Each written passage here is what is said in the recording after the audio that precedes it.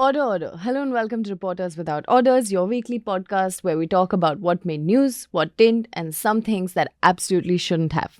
In the studio with me today are Pratyush and Tanishka Sodhi. Tanishka has managed to scramble to make it to office today in between writing a story and paying attention and listening in to the bail hearing of Zubair, which he just got bail in all six cases that have been filed against him. Six or seven?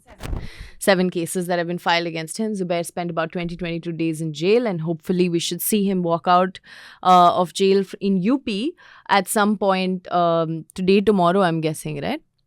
Okay, so welcome to the podcast, Tanishka, and thank you for making it despite it being an absolutely insane day for you today. And Pratyush is going to be making his debut at Reporters Without Orders. He's just joined our team at Newslaundry as a reporter. So, Pratyush, why don't you tell us a little bit about yourself, where you come from? So I'm from Assam. I joined Newslaundry 20 days back. Like it's not even 1 month, and I'm enjoying what I'm doing here. This is the first time I'm working with such a good team of reporters. Reporting is my passion, and I have been in this field, but I was mostly doing freelancing. So this is the first time I'm doing reporting in an organized way and learning a lot of things like production, podcasts. Like this is my first podcast, so yeah. And is there something you'll be focusing on while working at Yeah, Newslaundry? I will be focusing mostly on the social justice bit, about the issues that really matters about social inequalities, about religious freedom, and all those things I will be covering in this stint, like in this organization, and let's see how it goes. Okay, so we'll start with a report that Pratyush did this week. And this is one from home, actually. It's about something that happened in Assam. I'm just going to read out the title. It says, Assam student jailed for backing ULFA in Facebook post allowed to take exams. So ULFA is also pronounced as Alpha. Alpha. Okay. So, Pratyush, can you tell me a little bit about what ULFA is and what role they play in politics in Assam? So, ULFA, basically ULFA, and all United Liberation Front of Assam. It's like it was formed in 1979, and it was a period Assam was going through a very turmoil political situation. And if you remember, that was the period when Assam was there was a huge movement against the illegal immigration in Assam, and it is known as Assam movement. And it was formed around that time. So basically, the Alpha was formed in Assamese. We call it Alpha, and I do like pronunciation may be different like from in other regions, but Ulfa was formed to its basic demand was separation from India. They wanted a separate country, and it was because like the year-long or decade-long injustice that the people of Assam or the Northeast at that point of time faced, and some youths they came out and they started an armed struggle against the Indian state. But I think the organization was banned in 1990. No, earlier it was an open organization. They recruited a lot of youngsters from different part of the state, and the movement was going parallelly with the Assam movement. Then Ulfa represent the violent part of the movement or the violent part of the aspirations of the youths at that time. There's a lot of like historical and social backgrounds that helped them to mobilize people, and they got a lot of popular support. They when they were banned, then the police I think Indian armies launched 2-3 Operation Bajrang in 1990, Operation Rhino in 1991, and Operation Rhino 2 in 1992. So during these operations, a lot of cadres were the cadres of Ulfa were killed, and a lot of military atrocities were also reported from various part of the states. And it was again people were like it was a dark history, you can say. If you ask any Assamese, they will say the 1990s, the history of Alpha, after they were banned, after the real armed struggle started, and obviously expected repercussion from the Indian state started, it was a very dark history of Assam. So, did the people of Assam So lend support yeah, to Alpha they during used that to time? lend support. They used to lend support. So far, we heard from the people as per the report said, but not always, because they too went to some extremes, military excesses. Then again, Ulfa cadres too did some kind of excesses in many parts. So you can say it's a mixed kind of a thing. And with excess military suppression and all those things, Ulfa started to lose its momentum. The movement, if you see Ulfa as a movement, it loses momentum. and then there are a lot of surrenders happened in 1990s, and then I don't know if like many people knows it or not. There's there was a period from 1996 onwards. It is known as secret killings of Assam. Like lot of people were killed. Nobody know who killed them. Like mostly they mostly targeted members of Ulfa cadres, like Ulfa leaders and Ulfa cadres. They were being killed. Like some people reports say they came in uniform, but they were masked. Then they just come and kill the members of the militant For how long leaders. did this go on? It went on for like 3-4 years. It there was a commission report called Saikia Commission. It's a like judicial report. Like you can read it. But no action was taken. Like there were many names popped up in that report, but no action has been taken. Many say it's state sponsored, but there is no confirmed report on that. So that So was the lost public support because their violent actions were also affected the public, or were Yeah. their violence directed only towards the Indian So state? yeah, in the beginning, like they were mostly violent, and they were targeting mostly non-Assamese, non-Aboriginal people. But later on, like it become like it's a chaos basically. Later on, become chaos. There are many incident of bombing. There's a popular incident in 2004. They bombed a playground where at least hundreds of Assamese children got killed. It was done by Alpha. They had even accepted it. They say it mistake, but these incidents also they put them apart from the public support, and public started to feeling it's not the way they wanted things to be done. But maybe in the beginning they think they are doing something right, but the violence cannot be answered. That's what it become like. When we were young at that point of time, Alpha was not really that much of having popular support, at least in our localities or in our where we brought up. There was no such popular supports, but yeah, there used to be popular support for Alpha in 1990s, or if you say 1980s. And how did the state term them? Were they termed as a militant outfit, a terror It's outfit? a banned organization. It's a banned banned terrorist organization. So I think America also terms it as a organization of concern. Basically, they operate from Myanmar, northern Myanmar, which is used to be. I think it is still a territory of Kachin Independent Army. So when Alpha was formed, so there was no camps in Assam like at that point. So they used to go towards there's a Patkai range, Patkai hills were there.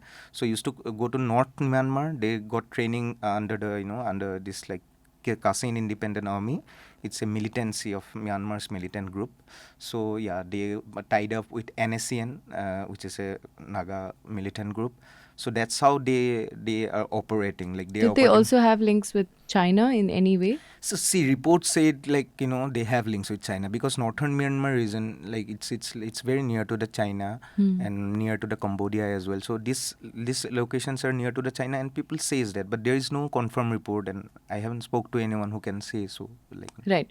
So the story that you did is about Bashashri. I can't pronounce it. Barshashri. It's Barshashri. Barshashri. Assamese it will be like Borhashri, Okay. but it's very difficult to pronounce. Yeah. So who is she, and why are we talking about her So today? she is a student from Jorhat. There is a college called Devi Saran Borua College, DCB. It's a girls' college. So she is a mathematics student there. She is a first year, I think 19-year-old. She's a first year student. So I spoke to the college, her professors. They told me she's a very normal girl. She was a mathematics student. She's very socially aware. And she used to write poems on the Facebook, and she was very vocal about the issues and those things. So what I found out from her profile while I was doing the story, she was any other girl who is socially aware, who is meritorious, and yeah. And what has happened to her? So she, as per the FIR that we accessed, that she wrote a post where I think she mentioned there's a line she wrote in Assamese, but it would be translated like this: another step towards the sun of freedom. Once again, I will commit treason. This is the translation of the sentence which she wrote on her Facebook post, and Assam police booked her for this sentence only. So this is part of another poem, or it's part of a group? It's just a sentence. It's her own. It's her own sentence. Like she wrote it. It's a Facebook post. We can say someone saying it's a poem. Of course, how she wrote it. It may sound to someone like a poem, but it's normally sentence. Like this is a simple sentence. So for this sentence, she was arrested. So actually, I spoke to her brother. So he said they were not really aware about anything like what she is doing on Facebook or whatever she is doing on social media. So she was on a vacation at her friend's place in Golaghat district. It's nearby to it's like adjoining district of Jorhat. So she was there with her friend when police came and took her over to the police station, William Ghat. There's a place called William Ghat. She was taken to William Ghat police station. Then police informed the parents, ki, she is posting something very unusual and very, something like not good. So we are taking her here to the, she is here with us in the police station. We'll do counseling. Then we'll send her back. Then they were fine, ki okay. Then they thought ki will like they were also a bit anxious and they're a bit worried. So But the FIR was filed by this time. yeah, by the like they were not aware about the FIR according to the family members. Okay. Like they were just simply said she was being taken to the police station. She will be counseled and she will be released. So next day when her father, he's a farmer. So when he went to the police station, then only he got to know that she was already arrested. So then they were like handed over the FIR and everything. Then they came to know about the incident. It happened in May 18. But interestingly, the story was not even carried out by many. 2018? No, May 18 this year only, 2 months back. But no one carried out the news, and like there was very few reporting. I think some local reports were there, but not like it was not. It didn't caught the attention. So her arrest happened almost 2 months back. 2 months back. Okay. But the issue was like came to the it got highlighted again. I think around this July 10th or 12th, because her exams were approaching. Her exams were from July 16. Then only like there was a social media outrage where people were like many Assamese journalists, many civil society members, as well as like student organizations were raising this issue. She should be at least allowed to sit for exams. So that's how the issue, like media mainly got to know about her case. So it was mostly, you can say, didn't caught attention because it's far from the national capital. It's far from even the capital of Assam. It's in Jorhat, in Golaghat. It's 300 kilometers from Guwahati, and if you count it from here, it is more than 2,000 kilometers. So yeah. So and has she been now allowed to sit for exams? yeah, she is being allowed to sit for exams. She is like she was allowed by Golaghat district court. So now that this has become news, there's been some sort of response come from the state as well about her arrest itself, which has happened 2 months back. So before I go to the response of the state, I want to check with you, why is it that Assam media didn't think this was important enough to report, or did they and the Delhi media didn't pick it up? Delhi media didn't pick it up. Right. So yeah, even in English, East Mojo did the story, and many other Assamese media did the story. It's not like, but it was not picked. Like, see, the local media did the report, but there was no voice coming from the civil society as well at that point of time. Right. Like I couldn't at least see anyone speaking up for her release or demanding her release. No, not even a student organization. Is this because it's common that it happens? It's not. Or? I don't really know why they didn't pick up. Like I spoke to some of the journalists. They also said me the same. Ki when the incident happened 2 months back, they informed some of leaders or some civil society members, but they didn't get the response from them. Like which is now happening. Of course, now civil society is with her support, and as well as the students' organization. They are all demanding her release, but that was the not case 2 months back. So everyone is, and I spoke to some student organization leaders as well, local, not like very big ones, like local leaders. They also said that they were a bit confused because police informs them ki yaar ye hua hai, and then they also came to know from other sources. So it was not clear till this time, like till this July. So viewers, we're going to continue talking about the story that Pratyush has done and what has been the state's response to this. After that, we will talk about Zubair's hearing that has happened today. I'm sure you'll be reading reports on this over the next 2 days, and one that Tanishka also will be doing today. We'll get to that story after this. If you want to listen to the rest of the podcast, you have to go to our website, newslaundry.com. We have our own podcast player, or you can listen to it on any of the podcast platforms that you get your podcasts from. The subscription model is something that keeps Newslaundry afloat, but we need hundreds of thousands of people to completely transform the news ecosystem. So you pay for news, so it serves you. So click on the link with this video, subscribe to Newslaundry and pay to keep news free, और गर्व से कहो मेरे खर्च पर आज़ाद है खबरें.